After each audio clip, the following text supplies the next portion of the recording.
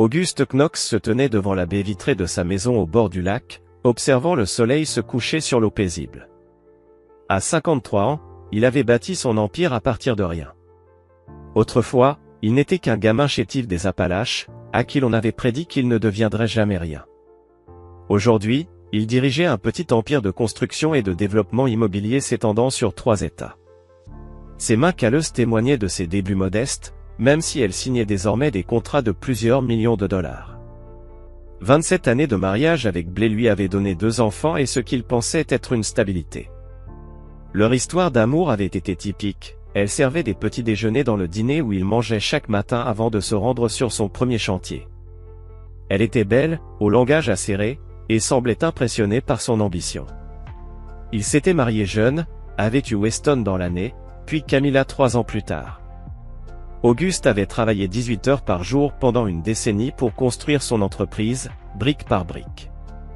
Blay était resté à la maison avec les enfants, créant la vie de famille qu'il n'avait jamais eue en grandissant avec des parents alcooliques. Du moins, c'est ce qu'il croyait. « Monsieur Knox, votre fils est en ligne », dit la voix de son assistante à travers l'interphone. Auguste décrocha. « Papa, je voulais juste vérifier si tu avais réservé ton vol pour le mariage. Maman a dit que tu n'avais pas encore répondu. » La mâchoire d'Auguste se crispa. Reddit.com. +1. Readfrom.net. +1. J'y serai. Envoie-moi les détails à nouveau.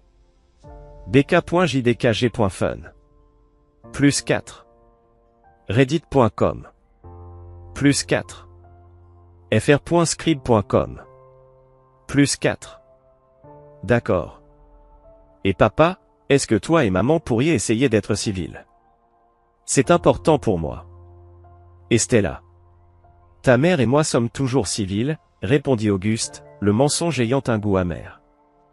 Je ne manquerai ton mariage pour rien au monde. Après avoir raccroché, Auguste sortit un journal en cuir de son tiroir.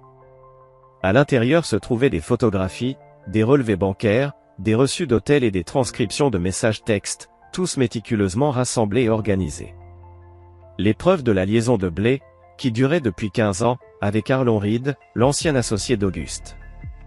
Auguste avait découvert la trahison 3 ans auparavant, mais il n'avait pas confronté Blay immédiatement.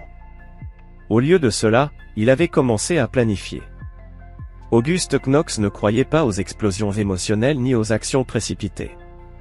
Il croyait en la patience, la précision et la destruction complète de ses ennemis. Arlon lui avait autrefois sauvé la vie sur un chantier, devenant son meilleur ami et, finalement, son associé.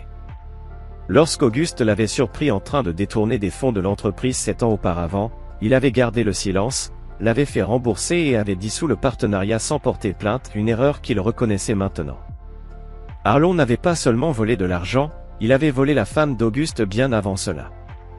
Auguste tourna la page où il avait décrit les étapes de ce qu'il appelait simplement la rétribution. La phase finale commencerait au mariage de Weston le mois prochain. Il referma le journal et se versa 2 doigts de bourbon. 3 ans de préparation allaient enfin porter leurs fruits. Blay et Arlon n'avaient aucune idée de ce qui les attendait. Chapitre 2, les archives de la trahison. Le premier signe de la trahison de Blay était venu d'une source inattendue.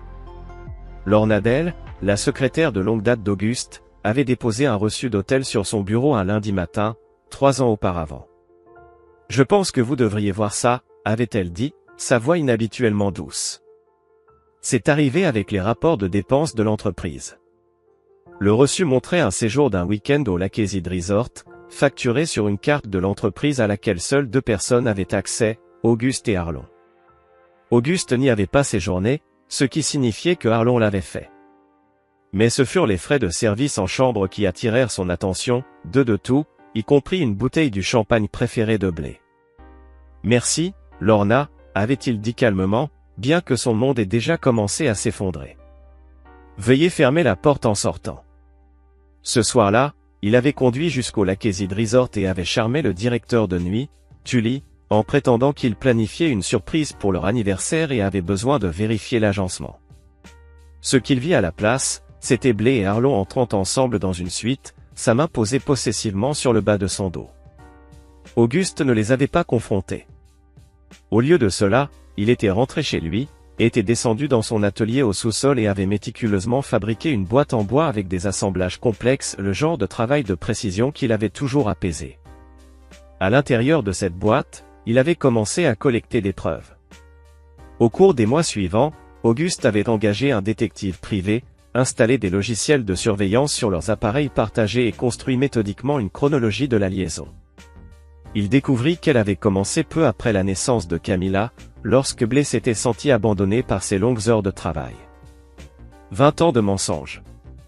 20 ans de vacances en famille, de matins de Noël et de célébrations d'anniversaire, tous empoisonnés. Le plus dévastateur fut sa découverte que Arlon avait été celui qui avait encouragé Blé à plaider pour des finances séparées 10 ans plus tôt, qu'une décision qui lui avait donné de l'indépendance, mais qui avait en réalité protégé leur liaison. Auguste avait accepté, ne soupçonnant jamais que c'était la manière de son ancien ami de créer une voie financière pour leur trahison. Dans son enquête, Auguste découvrit autre chose, un schéma de petites divergences financières dans son entreprise qui remontait à l'influence continue de Arlon. Bien qu'il ne soit plus partenaire, Arlon avait maintenu des relations avec plusieurs des entrepreneurs et fournisseurs d'Auguste, siphonnant discrètement des opportunités et détournant des profits à travers un réseau complexe d'accords informels et de pots de vin. La trahison était complète, personnelle et professionnelle, émotionnelle et financière. Un soir, alors qu'Auguste était assis à son bureau, examinant des relevés bancaires, Blé entra. Et elle posa doucement ses mains sur ses épaules. « Tu travailles encore trop », murmura-t-elle en embrassant doucement sa nuque. « Viens te coucher. » Auguste leva les yeux vers elle, et pour la toute première fois, il vit dans ses yeux la dissimulation soigneusement étudiée, le mensonge devenu habitude. Combien de nuits avait-elle quitté leur lit pour écrire en secret à Arlon? Combien de soi-disant voyages d'affaires avaient été des prétextes pour leur rendez-vous clandestin? « J'arrive bientôt », répondit-il d'une voix étonnamment calme malgré la tempête de rage qui grondait en lui. Ce soir-là, il prit une décision. Il n'y aurait ni confrontation, ni cri, ni divorce chaotique. Aucun scandale public. Non. Auguste Knox allait leur retirer tout ce qu'ils avaient. Morceau par morceau. Jusqu'à ce qu'il ne leur reste plus rien. Rien, sauf la conscience douloureuse de ce qu'ils avaient perdu et pourquoi. Chapitre 3, les plans de la vengeance. J'ai besoin de quelque chose de complètement inattaquable, dit Auguste à Zelda Moss, sa nouvelle avocate. Il ne l'avait pas choisie au hasard. Elle n'avait aucun lien avec lui, ni personnellement, ni professionnellement. Ni Blé, ni Arlon ne la connaissaient. C'était essentiel. Zelda réajusta ses lunettes, feuilleta les documents soigneusement étalés sur son bureau. Avec ces preuves, Monsieur Knox, vous pourriez entamer une procédure de divorce pour adultère. Vous obtiendriez très probablement un accord avantageux. Toutefois, la Géorgie applique un régime de répartition équitable, pas de communauté des biens. Le tribunal cherchera à être juste, pas forcément égalitaire dans la division des avoirs. Auguste se pencha légèrement en avant, le regard fixe. Je ne veux pas de justice, je veux la vérité. Et je ne veux pas de divorce. Pas encore. Zelda haussa un sourcil. Alors, qu'est-ce que vous prévoyez exactement? Une remise à zéro complète. Je veux séparer nos finances sans que Blé ne se doute de rien. Protéger mes avoirs. Sécuriser mon entreprise. Et faire en sorte que, quand le moment sera venu, elle et Arlon ne reçoivent exactement que ce qu'ils méritent, rien. Durant les 6 mois suivants, Auguste restructura patiemment l'ensemble de ses biens. Il créa des fiducies pour ses enfants inaccessibles à Blé. Il transféra discrètement ses avoirs à de nouvelles sociétés, LLC, dont sa sœur Marlène était copropriétaire. Il révisa son testament, Blé en fut totalement exclu. Officiellement, Auguste donnait l'image d'un homme simplifiant ses affaires à l'approche de la retraite. Mais en réalité, il démantelait pierre après pierre les fondations financières du futur de Blaylight. En parallèle, il se mit à tisser des liens avec des personnes que Arlon avait, au fil des ans, lésées ou trahies. Il y avait Greta Simons, dont la petite entreprise de revêtement de sol avait failli faire faillite après qu'Arlon ait annulé sans préavis un contrat majeur. Il y avait Pascal White, un ancien employé licencié pour avoir osé remettre en question certaines irrégularités comptables. Et Vernon Tate, promoteur concurrent, qui avait perdu un projet important au profit d'Arlon, selon plusieurs, à cause de pratiques douteuses. Mais Auguste n'aborda jamais Arlon de front. Non. Il attira ces gens dans son orbite par des offres sincères, par des partenariats, par de l'aide réelle. Il finança l'expansion écologique de Greta. Engagea Pascal pour auditer certains de ses projets. S'associa à Vernon sur un programme de redéveloppement communautaire. Chaque relation renforçait sa position. Et isolait un peu plus Arlon. Auguste se concentra aussi sur ses enfants. Weston, qui avait rejoint l'entreprise familiale après ses études, montrait un talent naturel pour le design architectural. Auguste le forma étroitement, préparant sa succession, mais lui inculquant subtilement les notions de loyauté et d'éthique. Camilla, désormais en faculté de médecine, reçut un soutien financier accru et plus d'appels de son père, ce qu'il regrettait ne pas avoir fait plus tôt. Le plus difficile, c'était de maintenir l'illusion de normalité avec Blay. Auguste se força à continuer leur soirée en amoureux, à l'embrasser chaque matin, à lui faire l'amour à l'occasion, tout en imaginant la chute qui l'attendait. Il y eut des instants où il faillit flancher. Quand ses lèvres avaient encore ce goût de jeunesse et d'insouciance. Quand elle riait comme autrefois, et que, l'espace d'un souffle, il oubliait sa trahison. Mais alors, il se rappelait. Les factures d'hôtel. Les messages. Les années de mensonges. Et sa résolution se durcissait à nouveau. Quand les fiançailles de Weston avec Stella Russell furent annoncées, Auguste vit enfin apparaître le moment idéal. Le mariage allait réunir tout le monde, famille, amis, partenaires d'affaires. Ce serait la scène parfaite pour l'acte final de sa vengeance. « Vous êtes sûr de vouloir faire ça pendant le mariage de votre fils ?» demanda Zelda lorsqu'il lui exposa son calendrier. « Ça va le toucher aussi. » Auguste regardait à travers la baie vitrée de son bureau. De l'autre côté de la rue, un chantier avançait lentement. Parfois, il faut tout raser pour pouvoir reconstruire correctement. Weston mérite de savoir qui est vraiment sa mère, avant de fonder sa propre famille. Zelda secoua la tête, mais continua à préparer les documents juridiques nécessaires. N'oubliez pas, Monsieur Knox, la vengeance peut être grisante sur le moment, mais elle ne mène que rarement à la paix. Auguste esquissa un sourire mince. Je ne cherche pas la paix, mademoiselle Moss. Je cherche la justice. Chapitre 4, des fondations qui s'effritent. 6 mois avant le mariage de Weston, le plan méticuleux d'Auguste accéléra sa cadence. Le premier domino tomba lorsque l'entreprise de Arlon, Redéveloppement, perdit subitement son financement pour le projet de Westlac Mall, leur contrat le plus important à ce jour. Auguste avait patiemment tissé des liens avec Sanford Ball, l'investisseur principal du projet. Autour de cigares et de verres de whisky, au Augusta National Golf Club, où Auguste avait personnellement parrainé l'adhésion de Sanford. Au fil des conversations, Auguste avait exprimé quelques inquiétudes au sujet de la stabilité financière de Redéveloppement. Il avait présenté à Sanford des preuves d'un détournement de fonds par Arlon, des preuves qu'il gardait précieusement depuis des années, en les présentant comme une confidence douloureuse entre hommes d'affaires. « Je déteste devoir te parler de ça », avait-il dit en simulant l'embarras. « Mais si j'investissais autant dans un projet, j'aimerais savoir. » Moins d'une semaine plus tard, Sanford retirait son financement, évoquant des irrégularités dans la diligence raisonnable. Quand Arlon appela Auguste, paniqué, pour lui demander si Knox Construction pouvait devenir partenaire et sauver le projet, Auguste accepta un rendez-vous. Dans le bureau d'Arlon, entouré de maquettes architecturales et d'employés désemparés, Auguste écouta calmement l'exposé de son ancien ami. « On a déjà bossé ensemble, Auguste. Tu connais mon travail. C'est juste un problème temporaire de trésorerie. Avec ton appui, on peut sauver ce projet.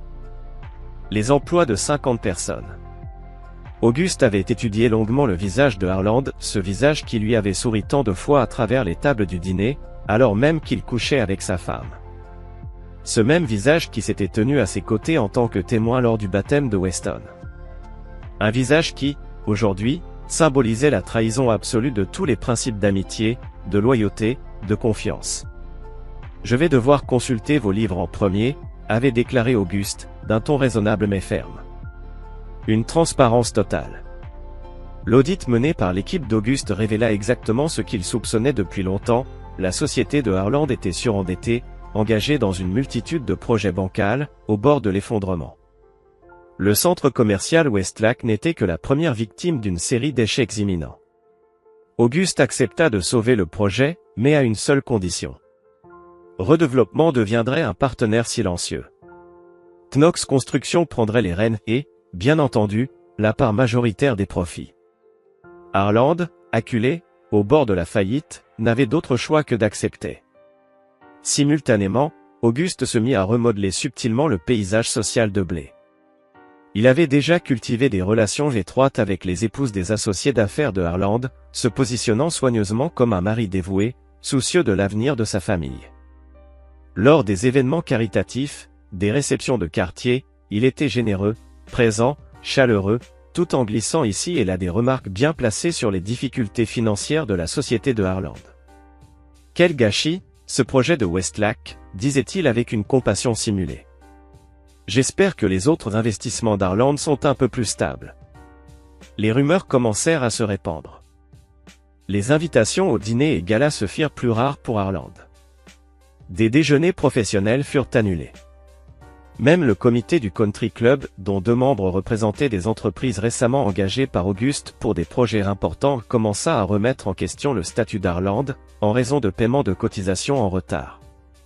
Paiements que Harland n'avait pas pu effectuer, parce qu'Auguste avait habilement manœuvré pour retarder les paiements dus à la société d'Harland.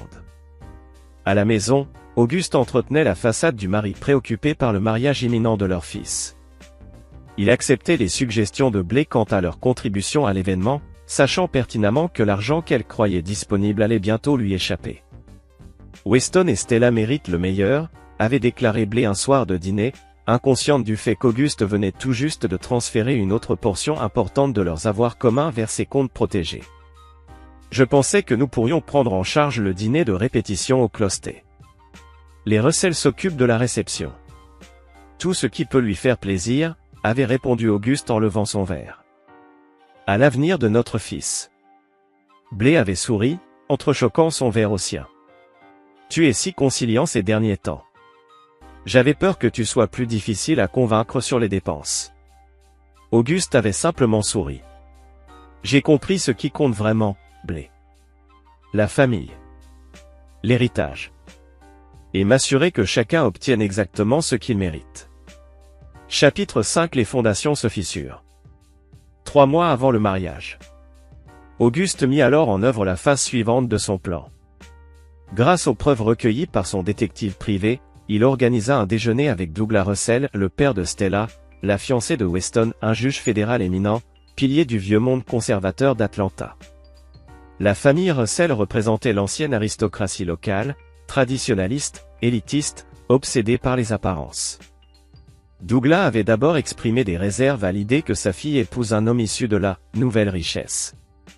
Mais les études de Weston à Harvard et sa promesse d'héritage confortable avaient fini par le convaincre. « Merci de m'accorder un moment, juge Russell », dit Auguste alors qu'il s'installait dans une salle privée du Capitol Grill. À l'approche du mariage, je pensais qu'il était temps d'aborder un sujet délicat. Douglas Russell, homme habitué à imposer le silence d'un simple regard dans une salle d'audience, possédait ce regard perçant, cette autorité naturelle.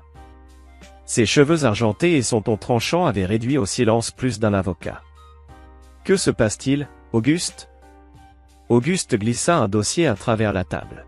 « J'ai récemment pris connaissance d'informations qui concernent nos 2 familles. Je tenais à ce que vous les voyiez avant le mariage. » À l'intérieur, des photos de Harlan Reed entrant et sortant du studio de yoga de Blé sur plusieurs mois, des images de vidéosurveillance avec horodatage où on les voyait s'embrasser sur le parking. Des impressions de messages échangés entre eux, évoquant leur relation, et des plans pour l'avenir. « Qu'est-ce que je suis en train de regarder ?» demanda Douglas, bien que son visage se soit déjà figé de compréhension. « Ma femme entretient une relation avec cet homme depuis de nombreuses années, » expliqua Auguste d'un ton calme. J'ai découvert récemment qu'ils prévoyaient de rendre leur liaison publique après le mariage de Weston.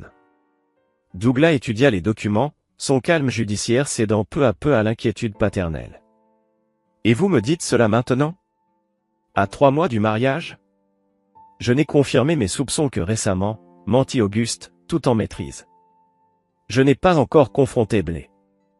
Je voulais d'abord vous en parler, par respect pour votre famille. Et pour Stella. Cela la détruirait si cela éclatait pendant le mariage.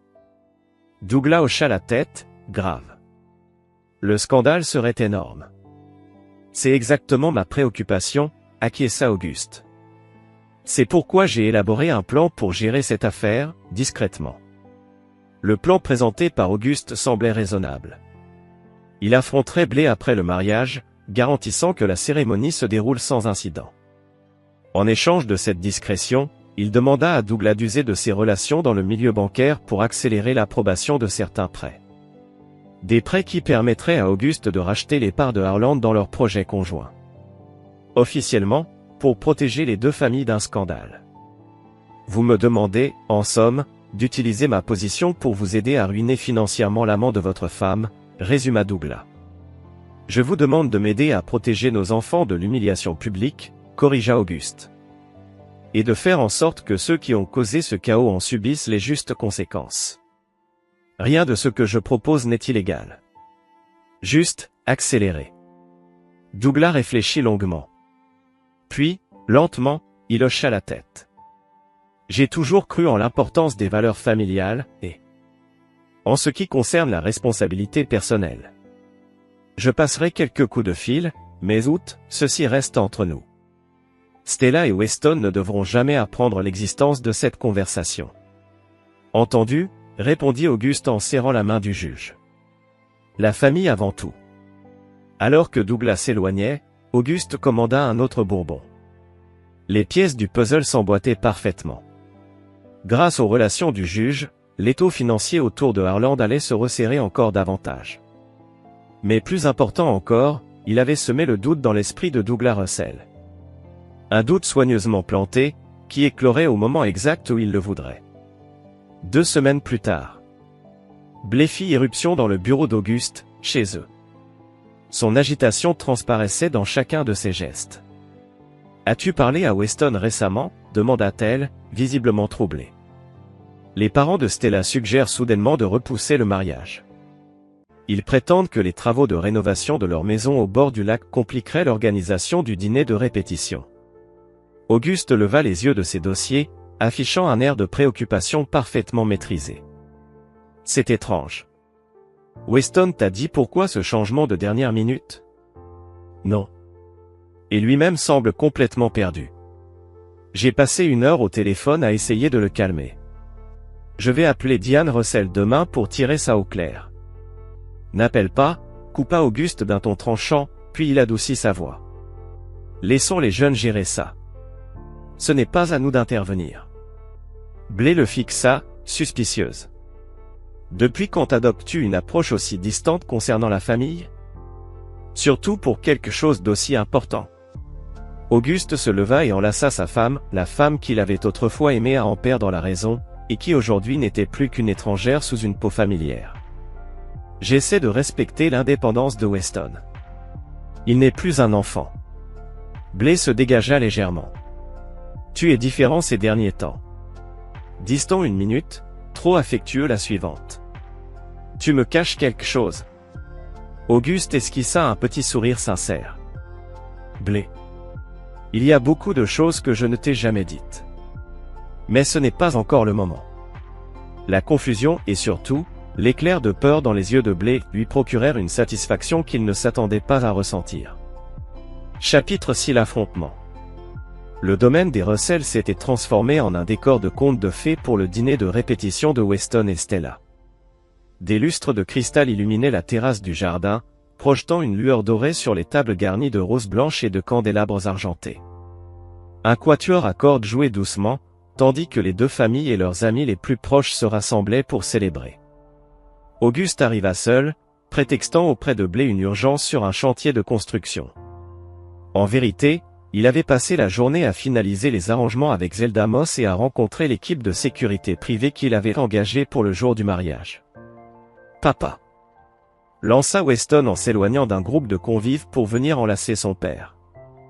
À 26 ans, il était l'image même d'Auguste dans sa jeunesse, grand, carré d'épaules, le menton volontaire. Où est maman? Elle arrive bientôt, répondit Auguste en tapotant l'épaule de son fils. Un problème avec sa robe. Tu connais ta mère. Tout va bien? Tu avais l'air tendu au téléphone tout à l'heure. Rien d'inquiétant. Juste des affaires. Ce soir, tu ne t'occupes que de profiter. Et où est ma future belle-fille? Stella Russell s'approcha, rayonnante dans une robe argentée. Ses cheveux sombres étaient relevés en un chignon élégant. Monsieur Knox, on commençait à s'inquiéter. Auguste l'embrassa sur la joue. Je n'aurais raté ça pour rien au monde. Tu es magnifique, Stella. Mon fils est un homme chanceux. Au fil de la soirée, Auguste se mêla aux invités, charmant les proches de Stella, captivant les amis de Weston avec des anecdotes d'enfance. Pour qui observait la scène, il incarnait le père comblé, tout entier dévoué au bonheur de son fils. Quand Blé arriva enfin, Auguste remarqua aussitôt qu'elle scrutait la pièce, mais pas à la recherche de lui ou de Weston.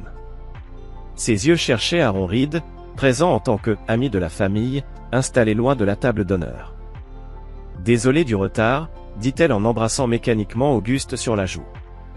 Le trafic était infernal. « Vraiment ? » murmura Auguste. « Alors que ton studio de yoga est à 10 minutes d'ici, et que tu es parti il y a plus de 2 heures ?» Blé hésita une fraction de seconde, puis se ressaisit avec un rire maîtrisé. « Je suis rentré chez moi avant, tu te souviens ? Pour chercher mes boucles d'oreilles. » « Bien sûr, » répondit Auguste avec un sourire, posant fermement la main dans le creux de son dos. « Les saphirs que je t'ai offerts pour notre 20e anniversaire. Ils vont si bien avec tes yeux. » Blé toucha ses oreilles. Ce n'étaient pas des saphirs. Des diamants scintillaient sous la lumière des bougies. Cette seconde de confusion confirma ce qu'Auguste savait déjà, elle n'était ni allée faire du yoga, ni rentrer chercher des bijoux. Elle était avec Aaron. Pendant le dîner, Douglas Russell porta un toast émouvant au jeune couple. Sa voix trembla en évoquant l'héritage familial, la confiance. Ses yeux croisèrent brièvement ceux d'Auguste, un échange silencieux, lourd de sous-entendus. Lorsque le café fut servi, Auguste se leva discrètement et se dirigea vers la table de Harland. « Pouvons-nous parler en privé ?» demanda-t-il d'un ton à la fois cordial et inflexible. Harland le suivit dans un coin tranquille du jardin, les mains nerveusement agitées. « C'est au sujet du financement de Westlake ? Parce que j'ai trouvé une autre solution. C'est au sujet du mariage de Weston, l'interrompit Auguste. Je veux que tu n'y viennes pas. » Harland cligna des yeux, surpris. Quoi? Pourquoi? Parce que si tu assistes à cette cérémonie, poursuivit Auguste, toujours d'un calme glacial, je serai contraint de présenter certaines preuves à la famille Russell. Des preuves qui non seulement mettraient fin à ta relation avec ma femme, mais anéantiraient ce qu'il reste de ta réputation, et de ton entreprise. Le teint de Harland vira au gris. Je ne vois pas de quoi tu parles. Auguste esquissa un sourire froid. 20 ans, Harland. 20 ans de mensonges, de trahison. Tu couchais avec ma femme. Tu utilisais mon amitié pour faire prospérer ton business. Tu pensais que je ne découvrirais jamais la vérité? Harland jeta un regard nerveux autour de lui. Auguste, écoute. Non. Toi, écoute, répliqua Auguste, sa voix toujours basse mais maintenant tranchante comme une lame. La seule raison pour laquelle je ne t'ai pas déjà réduit à néant, c'est mon fils. Son mariage ne sera pas entaché par un scandale. Demain matin, tu tomberas soudainement malade. Tu présenteras tes excuses, et un cadeau très généreux. Et tu ne contacteras plus jamais Blé. Tu ne peux pas dicter à Blé qui elle doit fréquenter. Je ne lui dicte rien. Je te dis simplement ce qui va se passer si tu refuses d'obéir. À toi de choisir, vieux frère. Alors qu'Auguste se retournait pour partir, Aaron lui saisit le bras. Elle m'aime, Auguste. Elle m'aime depuis des années. Ce n'est pas juste une aventure sans lendemain. Auguste baissa les yeux vers la main de Aaron, jusqu'à ce que celui-ci la retire de lui-même. Ça rend ce que vous avez fait encore plus grave, pas moi. La date limite pour ta décision, c'est minuit. Après cela, tout ce que je possède ira à Douglas Russell et au Atlanta Business Chronicle. De retour à la table, Auguste retrouva Blake en pleine conversation animée avec Diane Russell. Il se glissa à ses côtés, posa sa main sur la sienne avec une possessivité discrète. « Qu'est-ce que j'ai manqué ?» demanda-t-il d'un ton faussement détendu. Blake retira immédiatement sa main. Diane disait simplement à quel point ils avaient été surpris par la liste des invités.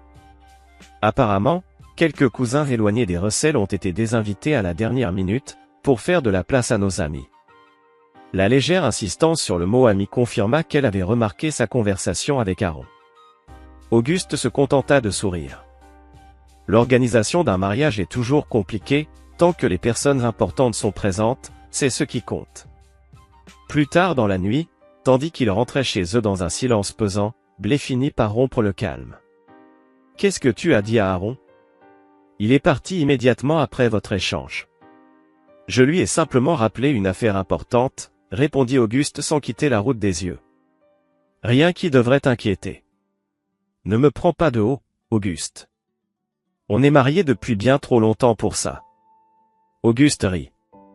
Un son froid, sans chaleur. « Oui, en effet.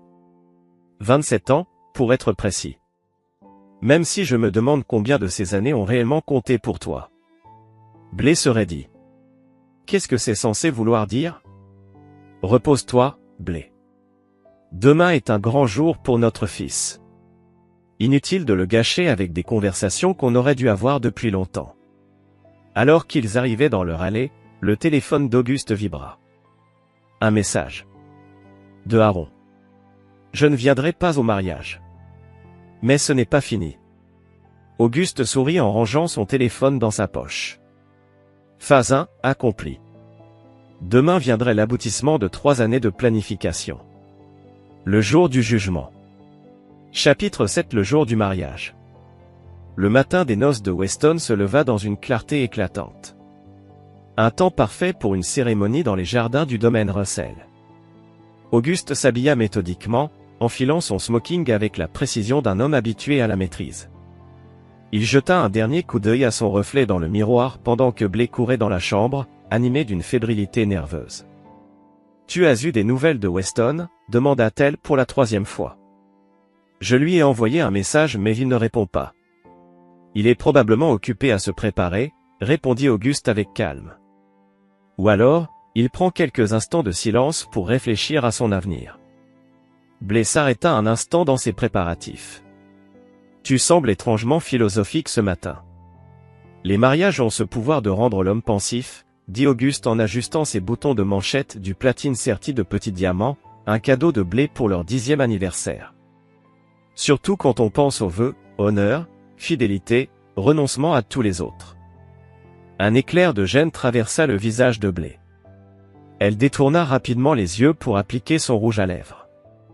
Il faudrait qu'on parte bientôt. J'ai promis à Stella de l'aider avec les derniers préparatifs. Vas-y sans moi, dit Auguste. J'ai un arrêt à faire d'abord. Un arrêt ? Le jour du mariage de notre fils ? L'exaspération de Blake était palpable. Certaines affaires ne peuvent pas attendre, peu importe le jour. Ne t'en fais pas, je ne serai pas en retard. Une fois seul, Auguste enchaîna les appels. D'abord à Zelda Moss, pour confirmer que tous les documents juridiques étaient prêts. Puis à l'équipe de sécurité privée qu'il avait embauchée. Enfin à Douglas Russell. Tout est prêt, assura-t-il au juge. Comme nous l'avons convenu. 1 heure avant la cérémonie, Auguste arriva au domaine. Les lieux étaient en pleine effervescence. Les fleuristes ajustaient les arches florales. Le personnel de traiteur mettait en place la réception. Le coordinateur du mariage dirigeait les opérations, clipboard en main. Ignorant cette agitation, Auguste se dirigea vers la maison d'hôte où Weston se préparait. Il trouva son fils debout près de la fenêtre, déjà habillé de son smoking, le regard perdu sur les invités qui arrivaient. « Papa !» s'exclama Weston en se tournant, visiblement soulagé. « Où étais-tu ? Maman te cherchait partout. »« J'avais quelques affaires à régler, » répondit Auguste en prenant son fils dans ses bras. « Un câlin qui dura un peu plus longtemps que d'habitude. Tu es superbe. Prêt pour ce moment? Weston hocha la tête, même si une nervosité évidente assombrissait son visage. Presque. Il y a quelque chose de bizarre. Les parents de Stella se comportent étrangement ce matin. Son père prend des appels en privé, et sa mère a à peine adressé la parole à maman quand elle est arrivée. De simples tensions d'avant-mariage, dit Auguste. Rien d'alarmant. Et Aaron a appelé hier soir. Enfin, il a envoyé un texto. Il dit qu'il a une intoxication alimentaire ou quelque chose comme ça. Maman avait l'air très bouleversée. Auguste resta impassible. Dommage, mais ce jour n'est pas à propos de Aaron, pas vrai? Il s'agit de toi. Et de Stella. Weston acquiesça en se redressant et en réajustant sa cravate. Au fait, il y a 2 types en costume à l'entrée qui vérifient les identités des invités. Le père de Stella dit que c'est une mesure de sécurité supplémentaire parce que des juges seront présents, mais ça me semble un peu excessif. Mieux vaut prévenir que guérir, répondit Auguste en tapant doucement l'épaule de son fils. Je vais aller trouver ta mère avant la cérémonie. Tu veux que je lui dise quelque chose? Dis-lui d'arrêter de s'inquiéter. Tout va bien se passer. Auguste acquiesça, en sachant pertinemment à quel point son fils se trompait. Il retrouva Blé dans la suite nuptiale avec Stella et ses demoiselles d'honneur. Dès qu'elle le vit dans l'embrasure de la porte, elle s'excusa auprès des filles et l'entraîna dans le couloir. Où étais-tu? Siffla-t-elle. Et qu'est-ce que c'est que cette sécurité à l'entrée? Les tailleurs se sont fait interroger comme s'ils étaient des criminels. Douglas est simplement prudent, répondit Auguste. Plusieurs de ses collègues du tribunal fédéral seront présents. Blé le scruta longuement, avec méfiance. Tu me caches quelque chose, et... Arlon ne répond toujours pas à mes appels. Peut-être qu'il est vraiment malade, suggéra Auguste d'un ton mesuré.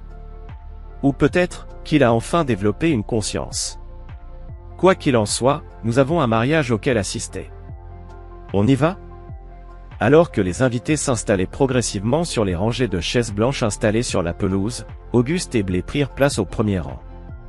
Le quatuor à cordes entama son morceau, signalant le début de la cérémonie. Weston se plaça sous l'arche florale, visiblement nerveux mais rayonnant de bonheur, attendant impatiemment sa future épouse. Le cortège commença. Les demoiselles d'honneur, vêtues de robes bleu pâle, défilèrent les premières, suivies de la jeune cousine de Stella, dans son rôle de petite fille d'honneur. Puis, ce fut Stella elle-même, au bras de son père. Elle était resplendissante dans une robe blanche classique, son visage illuminé d'un bonheur pur et sincère tandis qu'elle avançait vers Weston. La cérémonie se déroula avec une grâce touchante. Les vœux échangés étaient profondément personnels, si émouvants qu'ils arrachèrent des larmes à de nombreux invités y compris à Blé.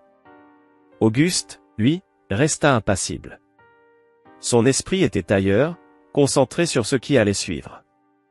Après que le couple eut été officiellement déclaré mari et femme, les invités se déplacèrent vers l'espace de réception pour un cocktail, pendant que le photographe s'occupait du cortège nuptial. Auguste en profita pour confirmer avec le juge Douglas que tout était prêt. « Vous en êtes absolument sûr ?» demanda le juge d'une voix basse, presque anxieuse. « Il est encore temps de faire marche arrière. » « J'ai eu 3 ans pour y réfléchir, » répondit Auguste, le regard fixe. « Aujourd'hui, tout le monde connaîtra la vérité. » Alors que la réception commençait et que les invités prenaient place pour le dîner, Auguste nota que lui et Blé étaient placés à une table spécifique avec les Russell et 2 autres couples. Un choix stratégique soigneusement orchestré avec la planificatrice du mariage. Blé, assise entre Auguste et Diane Russell, regardait son téléphone discrètement, comme si elle attendait un appel crucial. « Quelque chose d'urgent ?» demanda Auguste, d'un ton décontracté mais chargé de sous-entendus.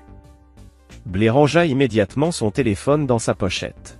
« Je vérifiais juste l'heure. Weston et Stella devraient bientôt faire leur entrée. » Et en effet, quelques instants plus tard, les jeunes mariés firent une entrée triomphale. Le premier plat fut servi, puis Douglas Russell se leva pour porter le toast du père de la mariée. Son discours était élégant, centré sur le mariage en tant que pacte sacré fondé sur la confiance et la sincérité. À plusieurs reprises, ses yeux croisèrent ceux d'Auguste à travers la table, comme s'il cherchait à lui adresser un message silencieux. Les applaudissements résonnaient encore lorsqu'Auguste se leva à son tour, prêt à prononcer son propre discours, mais un tumulte à l'entrée du chapiteau attira l'attention générale. Arlon Reed venait de surgir. Il était décoiffé, hagard, manifestement paniqué, et se disputait avec les agents de sécurité. « Je dois parler à Blake Knox. C'est urgent !» criait-il. Blake se leva à moitié, livide. Auguste posa calmement une main sur son bras. « Ne bouge pas !» souffla-t-il d'un ton ferme. « Pas ici. Pas maintenant. » Mais c'était trop tard. Arlon avait échappé à la sécurité et fonçait droit vers leur table. Ses yeux étaient fous. « Blake, il faut qu'on parle. Maintenant. » Il sait. Auguste se leva, se plaçant entre Arlon et la table. « Tu n'étais pas invité, Arlon. Par avant de te ridiculiser davantage. T'es pas invité, pauvre type, » cracha Blake à voix basse, pleine de rage et de terreur. Sécurité. Sortez cet homme immédiatement. Les agents engagés par Auguste intervinrent sans attendre. L'un d'eux murmura quelque chose à l'oreille de Arlon. « Monsieur, vous devez partir maintenant. Le juge Russell nous a autorisé à intercepter toute personne qui perturberait l'événement. » Arlon regarda tour à tour les agents, puis Blake. Son visage exprimait une profonde trahison. « Tu laisses faire ça? Après tout ce qu'on a. Dehors. » Siffla Blake, consciente des regards et des murmures autour d'elle. Auguste fit un signe discret de tête. Les agents escortèrent fermement Arlon hors du chapiteau. La planificatrice du mariage ordonna aussitôt au groupe de musique de jouer, pour tenter de rétablir une ambiance festive. Auguste observa sa femme. Sous son masque de calme, il voyait clairement la panique. « Il faut qu'on parle. »« Pas maintenant, » murmura-t-elle entre ses dents. « C'est le mariage de Weston. »« Oui, » répondit Auguste d'un ton parfaitement calme. « C'est justement pour cela que j'ai attendu jusqu'à aujourd'hui. » Il s'excusa et s'éloigna de la table, traversant les invités encore confus, et sortit du chapiteau. Sur la terrasse, dans un coin tranquille, il passa un appel. « Zelda. Exécute tout. Maintenant. Envoie les emails, dépose les dossiers. Tout. » De retour dans la salle de réception, Auguste aperçut Blake en pleine discussion avec Douglas Russell. Leur visage était sombre. Lorsqu'elle vit Auguste s'approcher, elle attrapa son sac et se précipita vers la sortie. Il la suivit. Dehors, elle était déjà au téléphone, ses mains tremblantes. Sans aucun doute, elle appelait Arlon. « C'est terminé, Blake, » déclara Auguste, s'arrêtant à quelques mètres d'elle. « Vérifie tes mails. » Elle fronça les sourcils. Quelque chose dans son ton la poussa à obéir. Elle ouvrit son application mail. Un message de Zelda Moss l'attendait. Elle l'ouvrit. À l'intérieur, des papiers de divorce, des relevés financiers prouvant la réorganisation systématique des avoirs au cours des 3 dernières années, et un dossier complet documentant sa liaison avec Arlon. « Qu'est-ce que tu as fait ?» murmura-t-elle en faisant défiler les documents, le visage horrifié. « Ce que j'aurais dû faire il y a 3 ans, » répondit Auguste, toujours aussi calme. « J'ai protégé ce qui m'appartient. Et je me suis assuré que tu reçoives exactement ce que tu mérites. » « Tu savais, depuis 3 ans ?» La voix de Blake n'était plus qu'un souffle. « Et j'ai parfaitement su faire semblant, » répondit-il froidement. 20 ans de mensonges m'ont appris pas mal de choses sur la dissimulation. Le téléphone de Blake se mit à sonner. C'était Arlon. Auguste le lui arracha des mains et répondit, haut-parleur activé. Arlon. Parfait timing. Auguste? Où est Blake? Qu'est-ce qui se passe, bordel? Je suppose que tu reçois toi aussi quelques emails déconcertants, dit Auguste d'un ton presque amical. Tes associés se retirent, les banques exigent remboursement, tes clients résilient leur contrat. C'est fascinant de voir à quelle vitesse tout s'effondre quand on appuie au bon endroit. Tu n'as pas le droit de faire ça. C'est illégal. C'est parfaitement légal, corrigea Auguste. Chaque décision que j'ai prise a été validée par d'excellents avocats. Contrairement à toi, je ne triche pas pour obtenir ce que je veux. Blé tenta de récupérer le téléphone. Arlon, ne l'écoute pas. On va arranger ça, je te le jure. Il n'y a rien à arranger, l'interrompit Auguste, reculant d'un pas, c'est fini. Vous avez tous les deux droit à un nouveau départ. Avec rien. Exactement comme moi, quand j'ai découvert que toute ma vie était construite sur un mensonge. Il raccrocha. À ce moment-là, Douglas Russell sortit du chapiteau, suivi de Weston, dont le visage exprimait une confusion totale. Et, dans une horreur naissante. Qu'est-ce qui se passe? S'écria Weston, le souffle court, la panique dans les yeux. Le père de Stella vient de me dire que, maman, et Aaron. Est-ce que c'est vrai? Avant qu'Auguste ait eu le temps de répondre, Blé, affolé, s'élança vers son fils. Weston, quoi que ton père ait pu te dire, je ne lui ai encore rien dit. Intervint Auguste d'un ton calme mais ferme. Mais je crois qu'il est temps qu'il sache qui est vraiment sa mère. Alors qu'Auguste commençait à expliquer, d'autres invités sortirent de la tente, attirés par le tumulte. La mariée apparut à son tour. Stella, resplendissante dans sa robe immaculée, avançait lentement, le visage défait par l'incompréhension, l'émotion peinte sur ses traits. La lumière du soir faisait scintiller sa tenue comme dans un rêve devenu cauchemar. Le mariage est annulé, déclara Douglas, le père de Stella, d'une voix forte et inflexible, qui trahissait sans ambiguïté toute l'autorité d'un juge habitué à se faire obéir.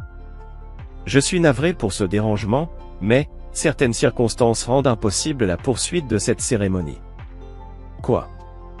Cria Stella, les yeux écarquillés, cherchant désespérément des réponses en balayant du regard son père, puis Weston. Papa, tu n'as pas le droit de faire ça. Qu'est-ce que tu as fait? C'est à cause de toi que ce mariage est fichu. Hurla Weston en se tournant violemment vers son père. Non, répondit Auguste avec une fermeté glaciale. Ce moment, cette pause, et j'insiste sur le mot pause, ce n'est pas une fin. Elle est nécessaire. Parce que la vérité doit être mise à nu, avant que vous ne commenciez une vie fondée sur un mensonge. Il se tourna alors vers la foule désormais massée devant lui, et prit la parole d'une voix posée, mais puissante. Ma femme entretient une liaison avec Arlon Reed depuis 20 ans. Je l'ai découvert il y a 3 ans. Et depuis, je me suis attelé à m'assurer que, lorsque la vérité éclaterait, elle serait accompagnée de justice. Un frisson parcourut l'assistance. On entendit des halètements de surprise, des murmures choqués. Blé, quant à elle, demeura figée sur place. C'était comme si le sol s'effondrait sous ses pieds. Le monde qu'elle avait soigneusement construit pendant des années était en train de s'écrouler sous le regard de tous. Je voulais que vous soyez tous témoins de cela, poursuivit Auguste. Non pas pour humilier ma famille, mais pour que la vérité soit entendue.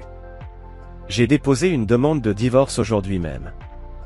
J'ai également remis des preuves accablantes à l'ordre des avocats de l'État concernant les pratiques professionnelles de Arlon Reed.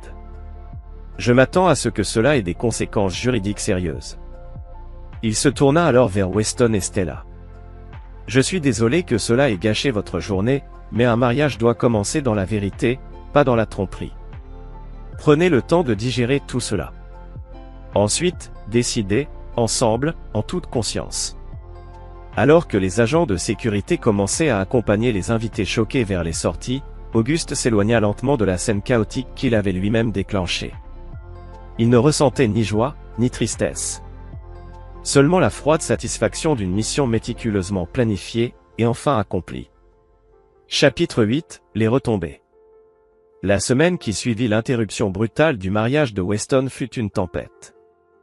Une tornade de procédures judiciaires, de spéculations médiatiques, et de tensions familiales explosives. Auguste se retira dans sa maison au bord du lac.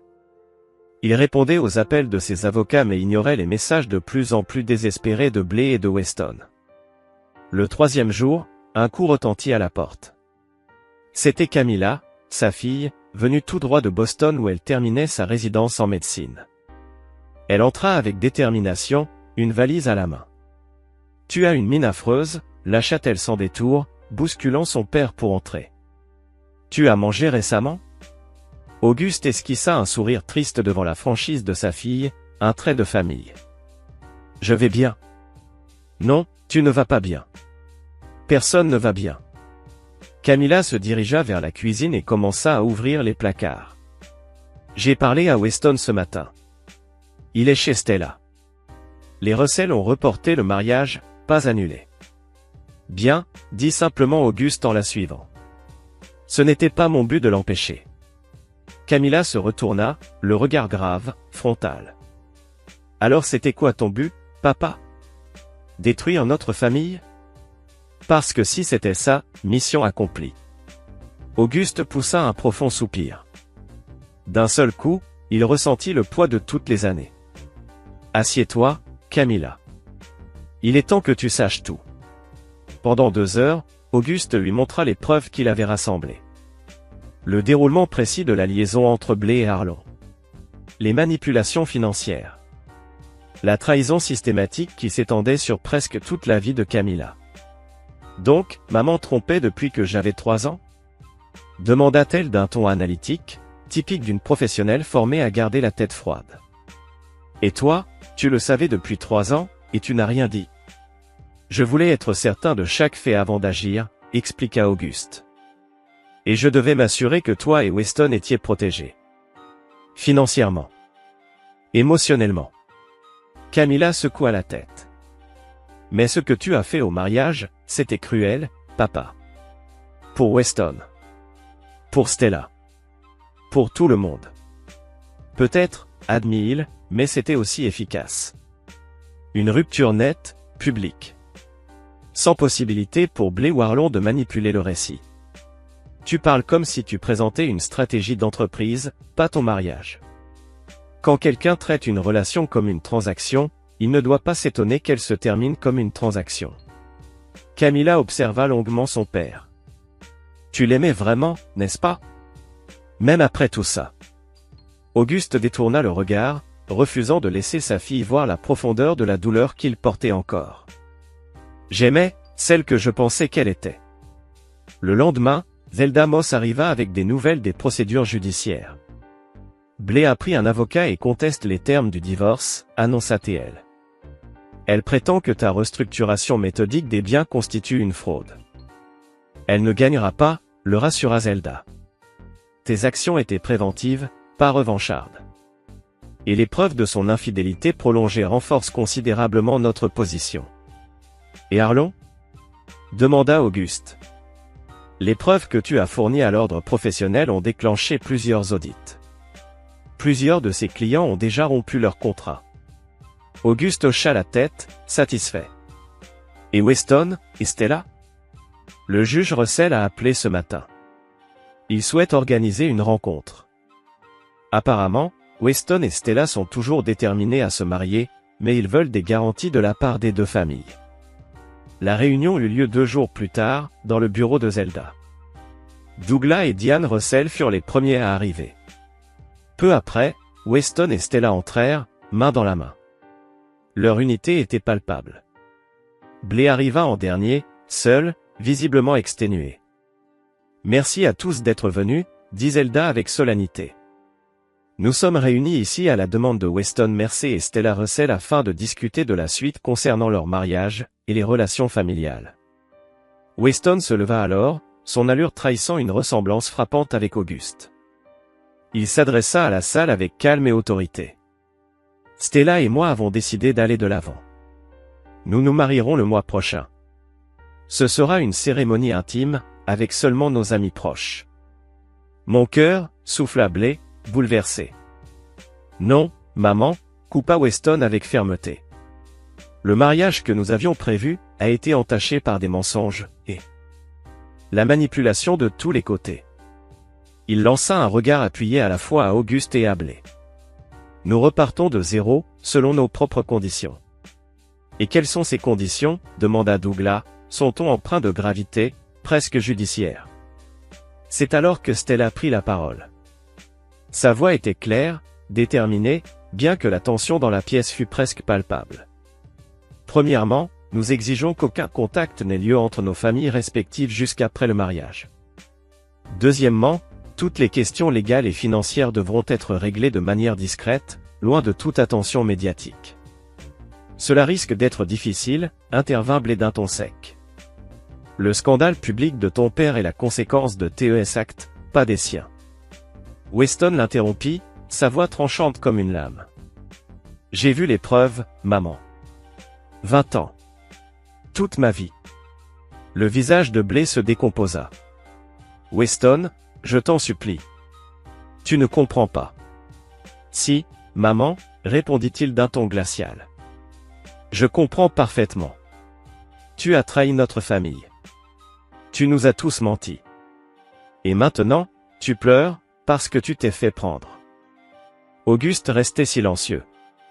Il regardait son fils avec un mélange de fierté et de tristesse, témoin de la force morale de l'homme qu'il avait élevé, mais aussi des blessures profondes que cette force cachait, des blessures qui, peut-être, ne guériraient jamais complètement. Stella reprit la parole alors que la tension commençait à retomber légèrement. Troisièmement, nous demandons que les deux familles contribuent à parts égales à l'organisation du nouveau mariage. Et que nos décisions soient respectées, sans aucune interférence. Cette fois, ce fut Auguste qui parla. Vous avez ma parole. Tout ce dont vous avez besoin, c'est à vous. Douglas Russell hocha la tête avec approbation. Même chose de notre côté. Tous les regards se tournèrent alors vers Blé, qui marqua un temps d'arrêt avant de répondre. Bien sûr. Je veux seulement que tu sois heureux, Weston. La réunion se termina sur des poignées de main formelles et des adieux maladroits. Alors qu'il quittait le bâtiment, Auguste se retrouva à marcher aux côtés de Douglas Russell. Votre fils est un jeune homme impressionnant, dit Douglas. Stella aurait pu faire bien pire. Un grand compliment, répondit Auguste avec un sourire discret. Pour ce que ça vaut, je regrette le caractère public de ce qui s'est passé. Stella méritait mieux. Douglas haussa les épaules. Peut-être. Mais j'ai passé 30 ans sur le banc à regarder les gens se mentir à eux-mêmes et aux autres. Parfois, la vérité doit être dramatique pour être entendue. Ils se quittèrent avec une nouvelle forme de compréhension. Pas une amitié, mais un respect mutuel, forgé dans l'adversité. Ce soir-là, Auguste reçut un visiteur inattendu dans sa maison au bord du lac. Arlon Reed se tenait sur le pas de la porte, l'air épuisé, presque désespéré. 5 minutes, dit Arlon avant même qu'Auguste ait le temps de refermer la porte. C'est tout ce que je demande. Contre sa meilleure intuition, Auguste le laissa entrer. Dis ce que tu es venu dire. Arlon faisait les 100 pas dans le salon, passant ses mains dans ses cheveux ébouriffés.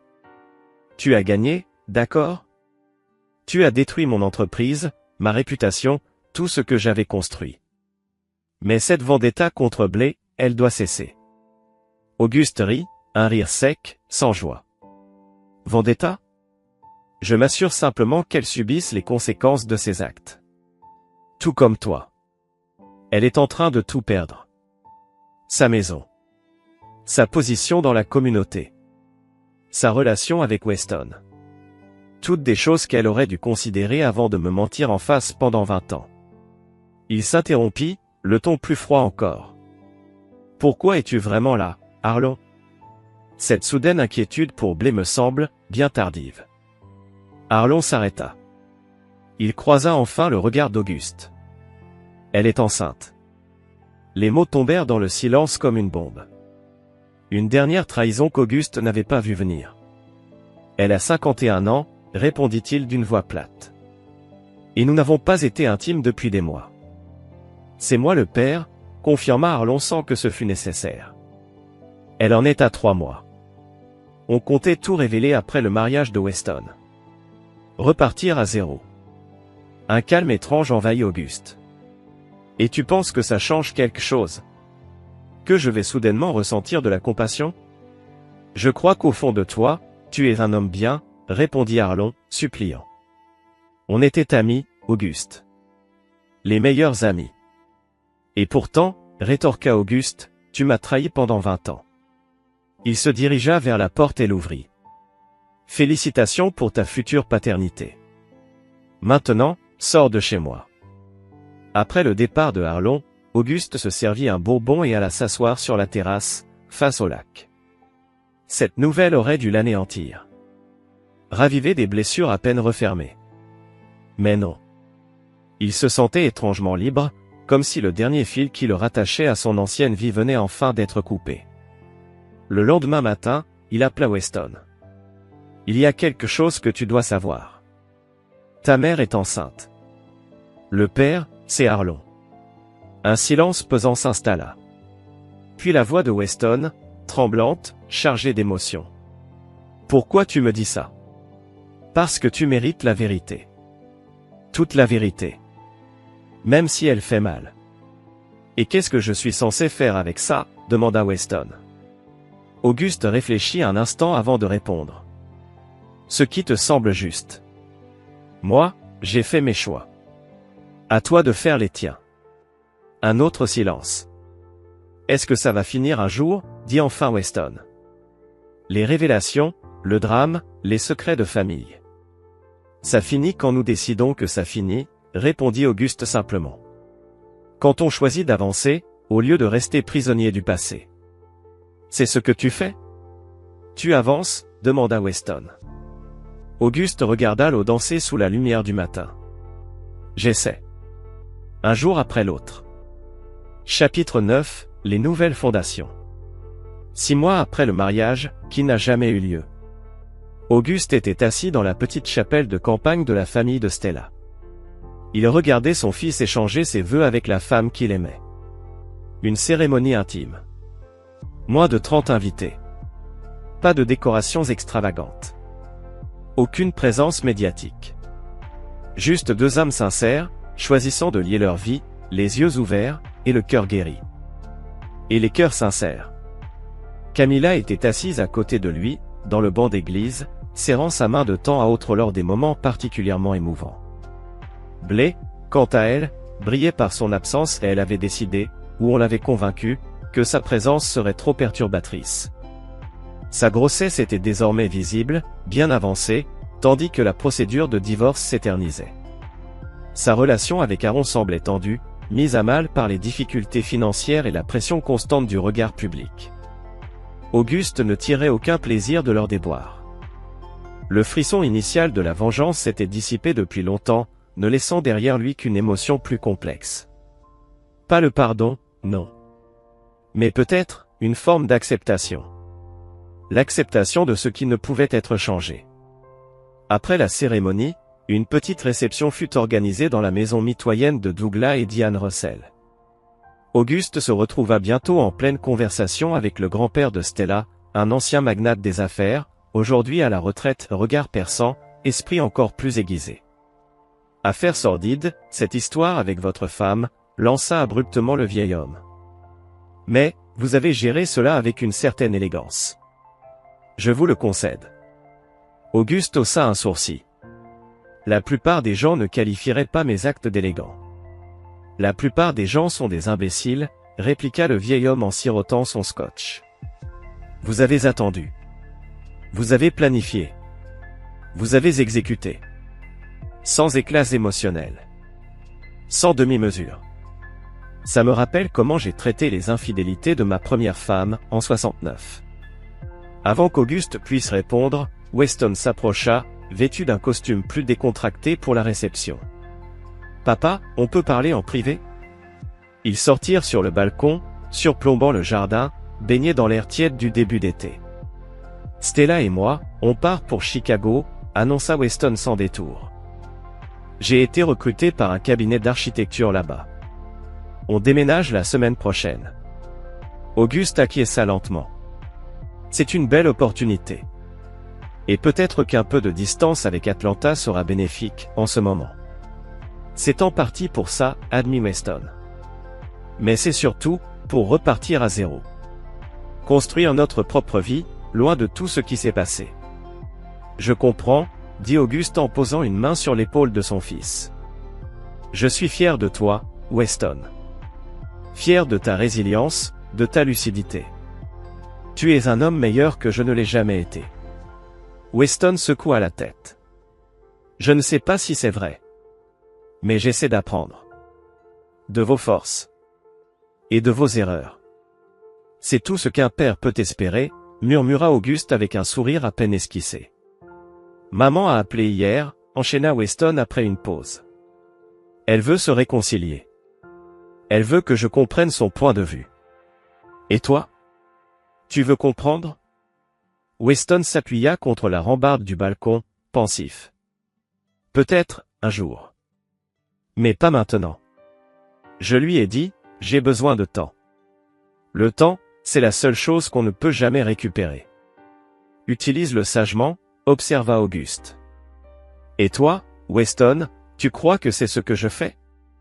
Vivre comme un ermite dans la maison au bord du lac? Camilla dit que tu vis presque comme un reclus là-bas. Auguste haussa les épaules. Je réfléchis à mon prochain chapitre. Il y a une certaine liberté à tout recommencer à mon âge. Plus tard dans la soirée, alors que la réception touchait à sa fin, Auguste se retrouva face à face avec Douglas Russell, près du bar. Ton fils et ma fille ont l'air heureux, constata Douglas en désignant Weston et Stella, qui dansaient lentement au centre de la pièce, indifférents aux rares invités encore présents. Contre toute attente, oui, reconnut Auguste. J'ai reçu un appel surprenant de Harlon Reed la semaine dernière, poursuivit Douglas en baissant la voix.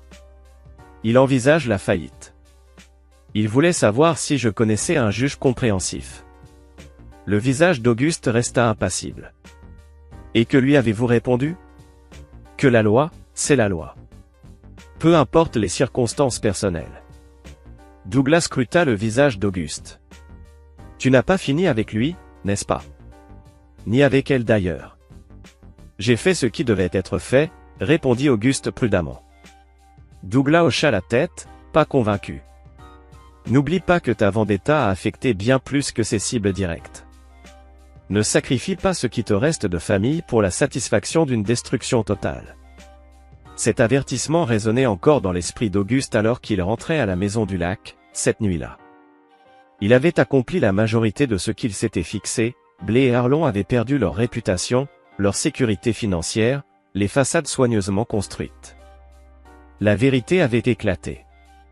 La justice, telle qu'il la définissait, avait été rendue. Et pourtant, quelque chose restait inachevé. 3 jours plus tard, Auguste se rendit au cabinet de Zelda Moss pour signer les papiers définitifs du divorce. Blé recevrait le strict minimum légal, de quoi vivre modestement, mais rien de comparable à la vie qu'elle menait comme son épouse. Ses tentatives de contester la réorganisation des biens avaient échoué. Ses avocats n'avaient pas pu prouver une intention malveillante, seulement une planification financière avisée. Elle signe aussi aujourd'hui, demanda Auguste en parcourant les documents. Zelda secoua la tête. Non. Son avocat a demandé des rendez-vous séparés, pour éviter tout conflit. Raisonnable, admit Auguste, en signant son nom avec la solennité d'un certificat de décès. En quittant le cabinet, Auguste se rendit à l'adresse qu'il avait mémorisée à partir des rapports de ses détectives privés. Le petit appartement où vivaient désormais Blé et Harlon. Il resta assis dans sa voiture, garée de l'autre côté de la rue, observant l'entrée. Il ne savait pas vraiment pourquoi il était venu, ni ce qu'il espérait accomplir. Quand Blé sortit seul, des sacs de course à la main, Auguste fut frappé par son air épuisé. Elle avait perdu cette grâce naturelle qui l'avait toujours habité. Son visage était tiré par le stress, la maladie, ou les deux. Sa grossesse ne laissait plus aucun doute. Sa robe de maternité fleurie ne dissimulait plus rien. Il aurait pu partir sans qu'elle ne le remarque. Mais au lieu de cela, il sortit de la voiture et l'appela. Blé. Elle s'immobilisa, puis se retourna lentement, la lassitude et la résignation inscrites dans chaque geste. Auguste? Tu es venu pour te réjouir? Non, répondit-il simplement, s'approchant, tout en gardant une certaine distance respectueuse. Je suis venu te rendre ceci. Il tendit une petite boîte en velours. À l'intérieur, la bague en saphir de sa grand-mère. Celle qu'elle avait portée pendant tout leur mariage. Jusqu'à ce qu'ils la reprennent lors de leur séparation. Pourquoi? Demanda-t-elle sans la prendre. Tu as tout pris. Pourquoi rendre ça maintenant? Parce qu'elle ne m'a jamais appartenu, répondit Auguste. Elle était à ta grand-mère. Puis à toi. L'histoire familiale ne devrait pas devenir une victime collatérale de notre guerre. Blé prit la boîte à contre-cœur, comme si elle craignait un piège. Je ne t'ai jamais compris, Auguste. Même après 27 ans. Ce n'était pas un manque de compréhension, dit-il doucement. C'était un manque d'honnêteté. Ils restèrent en silence, mal à l'aise, jusqu'à ce que Blé parle à nouveau. Je signe les papiers demain. Ce sera officiel. Je sais, acquiesça Auguste. Weston m'a appelé après le mariage. Il m'a dit qu'il partait à Chicago. Je le savais, murmura Blé, baissant les yeux vers la boîte. Est-ce que tu m'as aimé, Auguste? Vraiment aimé? Pas l'idée de moi. Pas la famille qu'on formait. Moi. La question le surprit, pas par son contenu, mais par sa sincérité brute. Par sa simplicité désarmante, si différente de la Blé qu'il avait connue. Oui, répondit-il honnêtement.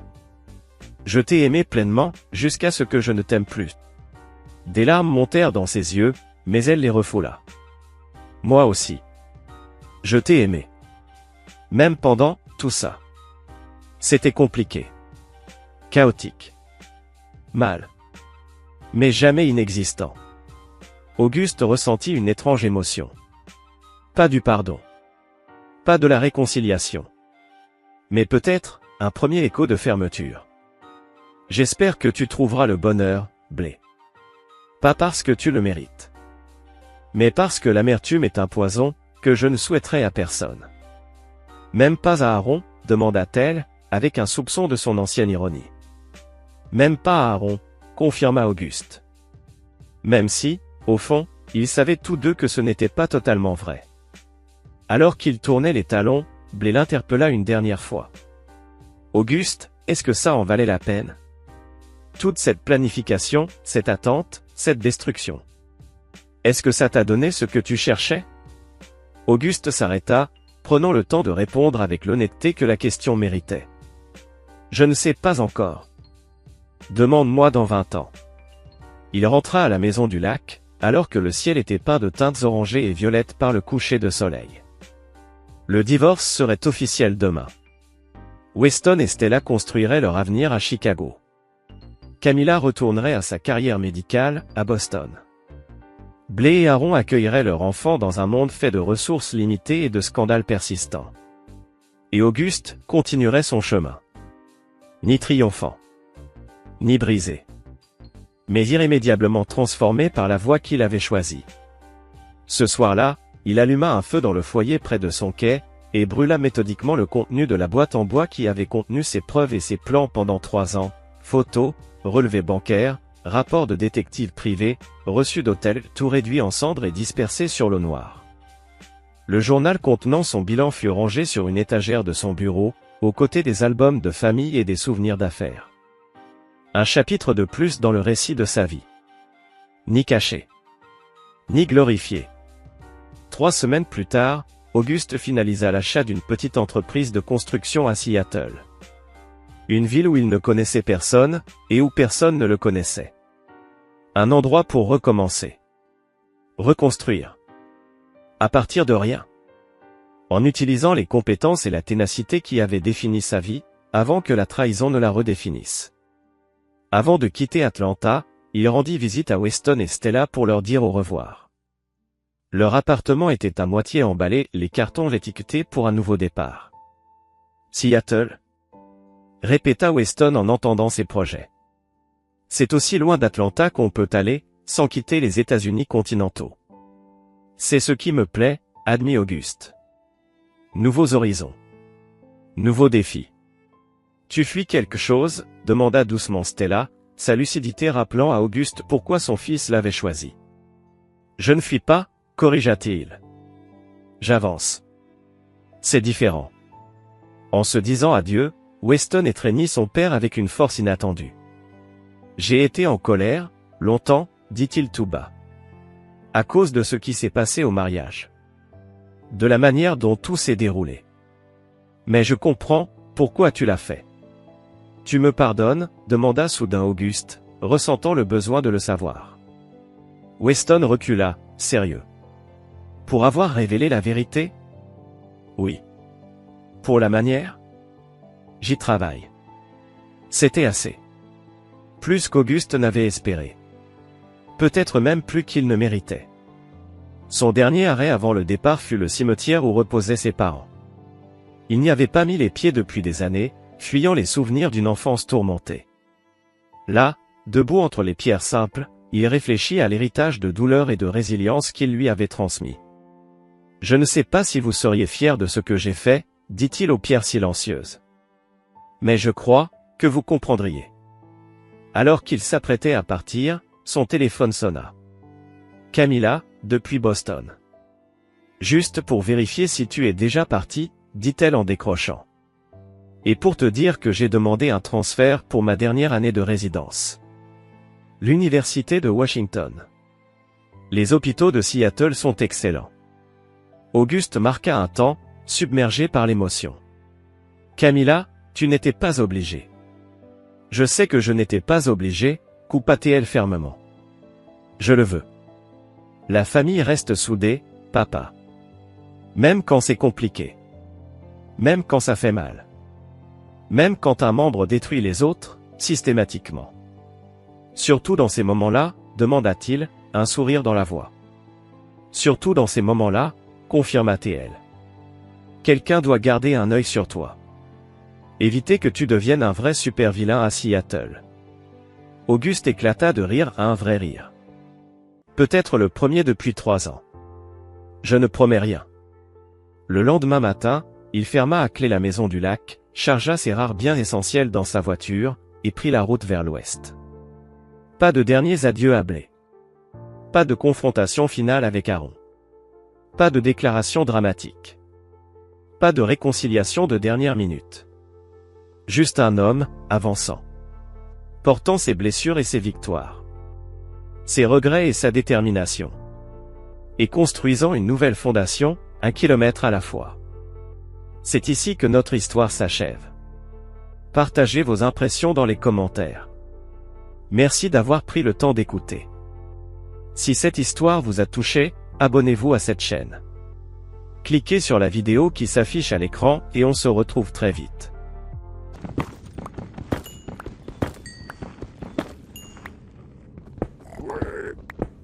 Uh-oh, this guy's mad at me.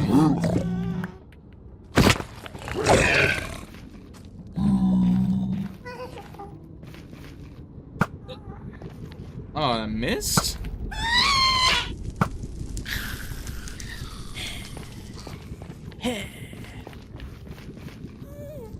Ouch. Oh my gosh, that just reminded me. That just reminded me. Okay, does this pop up on screen? Yes, it does. Yippee! Guys, you can bet on the game. Place your bets, chat room. Am I making it to the end? Exclamation point bet yes. Or exclamation point bet no.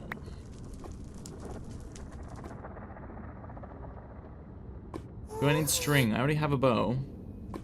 Yeah, I'd rather throw one nether brick, I think.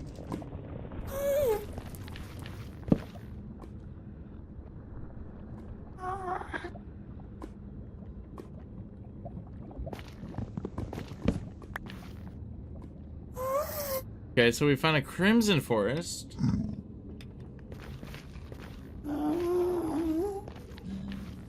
Is it filling up? It is filling up. Hell yes. That's awesome. Okay. Alright, we're only at 12 gold. That's horrid. Okay, I'm not seeing any warped forests. I guess we just start.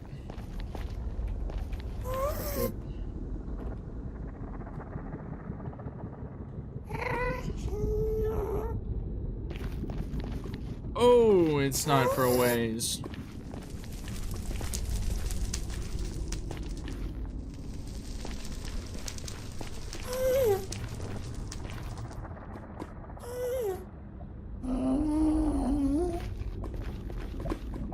Alright, well.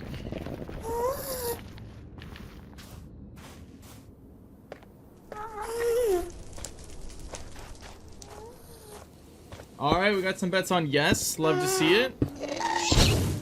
Any non-believers in the chat? Okay, I do want to see if I can get a tier here. Okay. Yes. Alright, tier acquired. Excellent, excellent, excellent. What else are we going for here? -5, -2. So I need to go that way too. What's the tier for? It is for potions. That will make a potion of not resistance. God, what is it? Potion of, it's like fast heal. I can't remember though. Regeneration, regeneration.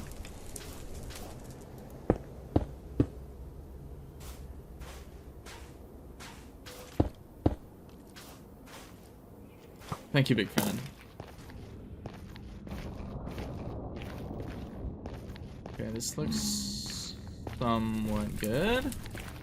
A little more gold can't hurt, right? I'm gonna have to collect everything I see at the moment.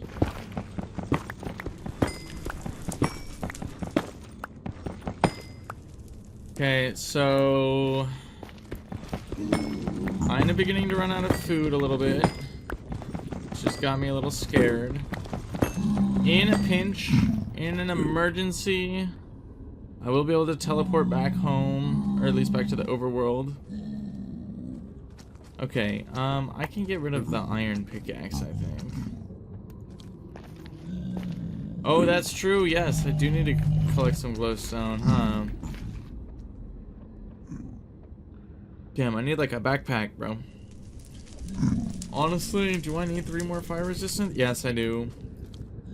One of you guys could easily fling me into the lava. I want to have these ready to go. Okay, it's -5.